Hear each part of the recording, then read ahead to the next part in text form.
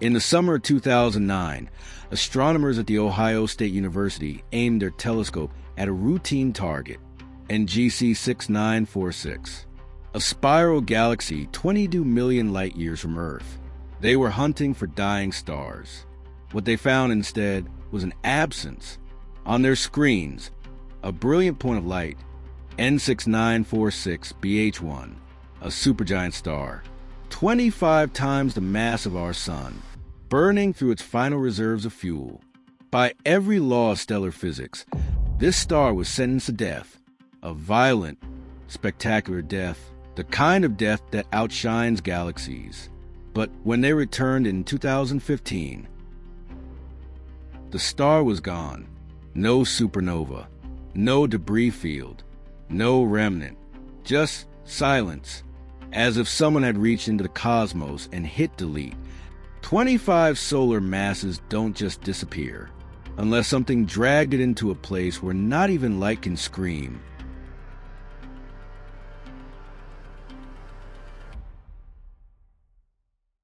Welcome to Cosmic Forensics. I'm your lead investigator, and this is the coldest case in modern astronomy. Official designation, N6946 BH1, a red supergiant in the fireworks galaxy.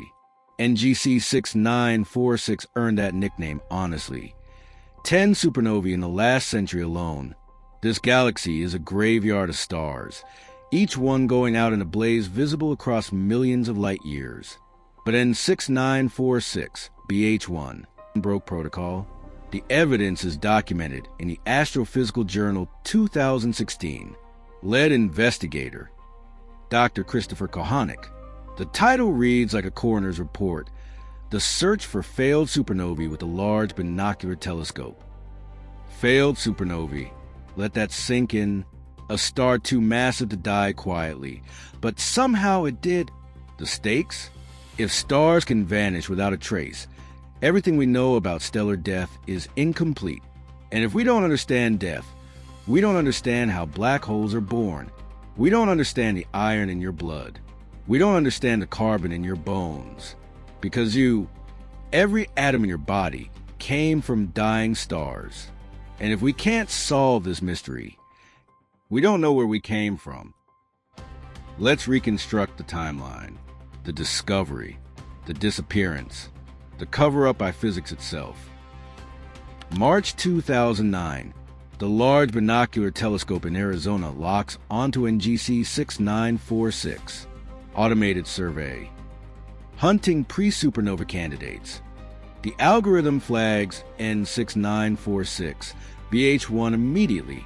The spectral signature is unmistakable. This is a red supergiant in its final act. Surface temperature, 3,000 Kelvin. Diameter, over 300 million miles. If you dropped the star where our sun sits, it would swallow Mercury, Venus, Earth, Mars, and still have room for the asteroid belt. But size isn't the threat here. Masses, 25 solar masses. Enough gravity to fuse hydrogen into helium, helium into carbon, carbon into neon, oxygen, silicon. Each fusion cycle releases energy, holding up the star against its own crushing weight. But fusion is a losing game. Each step produces less energy. And when you hit iron, the game is over. Iron doesn't fuse. It costs energy to fuse. So when the core becomes iron, the furnace goes dark, and there's nothing left to fight gravity. The core collapses in less than a second. The outer layers rebound. Shockwave, explosion, supernova. That's the script. That's what should have happened. Kohanek's team logs a star, adds it to the watch list, checks back regularly. 2010, 2011. 2012, the star dimmed slightly. Normal pre-supernova behavior. They ready the cameras for fireworks. September 2015, routine check. Nothing. They check the coordinates. Run diagnostics on the telescope. Query the data archives. Contact other observatories. Hubble Space Telescope, Spitzer, every instrument that could possibly see this region of sky. Consensus, the star is gone. Okay. Then here's what this star looked like at the first image. Okay. Then here are the residuals when you subtract in 2008, 2009, 10, 11, all the way up to 2013, and there's what it looks like in the last image. So if you go looking for stars that are varied by 10,000 solar luminosities, this very much more luminous star just has residuals that trigger that criteria. No optical flash, no neutrino burst, no gamma rays, no X-ray afterglow. The star went from burning to erased with no transition, and an exact spot where N6946, BH1 used to shine, a faint smudge of infrared light, dim flickering, like the dying ember of fire that was supposed to be an explosion. This is the crime scene. And the murder weapon? Gravity itself. Let's examine the evidence, piece by piece, starting with what we didn't find. When a massive star explodes, it's not subtle. A typical Type II supernova releases 10 to the 46 joules of energy. That's a 1 with 46 zeros behind it. For reference, that's more energy than our sun will produce in its entire 10 billion year lifetime. For a few weeks, a single supernova can outshine its entire host galaxy. Billions of stars outcompete by one dying giant. The light curve is the fingerprint, a sharp rise, peak brightness, then a slow decay as the debris expands and cools. Unmistakable. N6946 BH1, no curve, just a cliff. The star was there. Then it wasn't. Conclusion, no supernova occurred. But there is something in the aftermath. Spitzer Space Telescope detects a faint infrared source, right where the star used to be. It's dim, millions of times fainter than the original star, but it's there. Infrared light means heat, and heat means something is still radiating energy. Matter spiraling inward, heating up through friction as it falls. Falling into what? The only object with gravity strong enough to swallow a star from the inside out, a black hole. Here's where the physics gets brutal. Not all massive stars die the same way. There's a hierarchy, a ladder of doom based on mass. 8 to 20 solar masses, core collapse, neutron star remnant, explosive supernova. 20 to 40 solar masses. This is a gray zone, the suspect range. Here, the math gets unstable. The core might collapse so fast, so completely, that the explosion chokes. Picture this. The iron core collapses, shockwave forms, tries to blow the star apart. But the outer layers are so massive, so thick, that the shockwave stalls. It loses energy, fizzles out. And then gravity wins. Everything falls inward. The shockwave, the outer layers, the star's entire future. All of it gets swallowed. This is called failed supernova or direct collapse. The star doesn't explode. It implodes and leaves behind a black hole without ever making a sound. Even in a failed supernova, there should be neutrinos. When the core collapses, it releases 99% of its energy as neutrinos, ghostly particles that barely interact with matter. They pour out of the dying core in numbers that defy comprehension. In 1987, when supernova 1987A exploded in the Large Magellanic Cloud, we detected exactly 24 neutrinos on Earth, 24 out of 10 to the 58 that were released. And those 24 neutrinos confirmed the core collapse model. But in 2015, when N6946 BH1 vanished, no neutrino detection, not a single ping. Why? Two possibilities. One, the collapse happened so fast that the neutrino burst was over before we could catch it. a blink on cosmic timescales. Or 2, the black hole formed so completely, so immediately, that even neutrinos couldn't escape. The event horizon sealed before the scream could get out. Let's rewind. Before it vanished, what kind of star was N6946 BH1? Red supergiant. 25 solar masses. But here's the critical detail. Red supergiants are unstable. They shed mass. Stellar winds blowing off their outer layers. By the time they collapse, they might have lost a third of their original mass. But N6946 BH1, the evidence suggests it kept most of its mass. It stayed bloated, dense. Stars like Betelgeuse, another red supergiant, lose mass constantly. When Betelgeuse finally explodes, it'll make a spectacular supernova. Because it's lighter, the shock wave will punch through. But N6946, BH1 held on to its mass. That extra weight, it crushed the rebellion. The shock wave never stood a chance. So here's what we know. A 25 solar mass star, no supernova, a faint infrared glow, no neutrino burst, and a mass profile that makes direct collapse not just possible, but inevitable. The forensics are damning. This star didn't die. It was erased.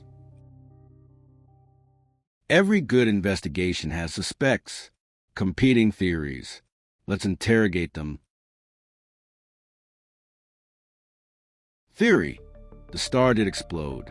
We just didn't see it because a thick shell of dust, ejected in the star's final years, absorbed all the visible light. It's not a bad alibi. Stars like N6946 BH1 do throw off dust, and dust blocks optical light. The infrared glow we see could be the supernova's energy, reprocessed through dust and re-emitted as heat. But here's the problem. The spectrum doesn't match. When a supernova heats dust, the infrared signature has specific features. Emission lines from silicon, carbon, oxygen. The Spitzer data shows nothing, just a smooth, faint glow, and more damning, no brightening. If a supernova was hiding behind dust, the infrared signal should have spiked when the explosion hit the dust shell. Instead, it stayed dim, constant. Verdict: the dust theory doesn't hold up. The light curve is wrong. The spectrum is wrong. Next suspect. Theory: the core collapsed. The shock wave stalled. But it didn't die, it just took longer to revive. Neutrino heating, magnetic fields, turbulence in the core. Maybe these processes eventually restarted the explosion, days, weeks, even months later. A delayed supernova. The star vanished temporarily because the optical light was swallowed during the stall, but the explosion finally punched through later. The problem? We kept watching. Kohanek's team monitored the site for years after the disappearance. No late-time brightening. No supernova remnant emerging. The star stayed gone. If the explosion was delayed, we'd have caught it by now. Verdict: the delayed explosion theory is inconsistent with continued non-detection. Theory: the star collapsed so completely, so catastrophically, that it formed a black hole directly. No explosion, no remnant, just a straight drop into oblivion. This is a suspect with motive, means, and opportunity. Motive: the star's mass. 25 suns worth of gravity. Means: the physics of core collapse. When the iron core implodes, it tries to become a neutron star. But there's a limit. The Tolman-Oppenheimer-Fokoff limit. About 3 solar masses. If the collapsing core exceeds that, neutron degeneracy pressure can't hold. It keeps collapsing. Past neutrons. Past quarks. Into a singularity. Opportunity: the stalled shockwave. If the explosion fails, all that outer material falls back onto the newborn black hole, feeding it, growing it, until the event horizon swallows everything. The event horizon isn't a physical surface. It's a point of no return, a boundary in space-time where escape velocity exceeds the speed of light. Once you cross it, every direction you can move points inward toward the singularity 4N6946BH1. The event horizon would have formed in microseconds. And then, silence. So which suspect fits the evidence? The dust cloud, contradicted by spectroscopy. The delayed explosion, contradicted by long-term observation. Direct collapse, consistent with every piece of forensic data we have. The mass, the lack of supernova. The faint infrared glow from fallback accretion. The absence of neutrinos. The complete vanishing act. This is our prime suspect. But suspects aren't convictions. We need confirmation. We need a smoking gun. And in astronomy, the smoking gun is always more data. It's 2025 now, 10 years since the vanishing, and the investigation hasn't closed. It's escalated. The James Webb Space Telescope, humanity's most powerful infrared eye, has revisited NGC 6946, looking for N6946BH1's ghost. And here's what we found. The infrared source is still there, still faint, still flickering. But it's dimming. Year by year, the glow fades. Exactly what you'd expect if this is an accretion disk around a newborn black hole, slowly running out of material to consume. This is the aftermath. The crime scene cooling. The black hole sits there invisible, surrounded by the last gas of the star it devoured. In a few more decades, even this infrared whisper will fade. And then, nothing. A black hole, drifting silently through NGC 6946. Invisible, undetectable, except by its gravity. But N6946BH1 isn't alone anymore. Since 2016, astronomers have identified at least 6 more candidates. Stars that should have exploded and didn't. NGC 3021 Candidate 1, NGC 6946BH2. Each one follows the same pattern. Massive progenitor, sudden disappearance, faint infrared afterglow. The data suggests that 10 to 30% of massive stars fail to explode. 1 in 3 supergiants might collapse directly into black holes. If true, this rewrites stellar astrophysics. It means black holes form more often and more quietly than we thought. It means the universe is darker than we knew. So here's the verdict.